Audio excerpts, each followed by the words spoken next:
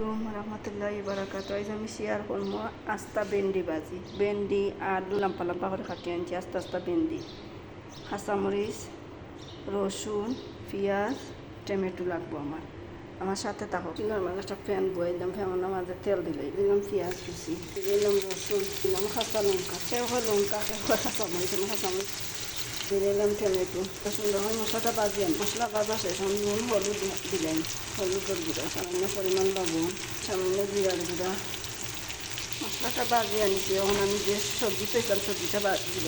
দিলাম আলু, হালকা একটা লাড়া দিলাম, নিলাম যে ভেন্ডি রাখছিলাম ভেন্ডিটা দিয়ে সুন্দর করে আমি লাড়া দিয়ে টাকনা দিয়ে দিয়ে দিলাম।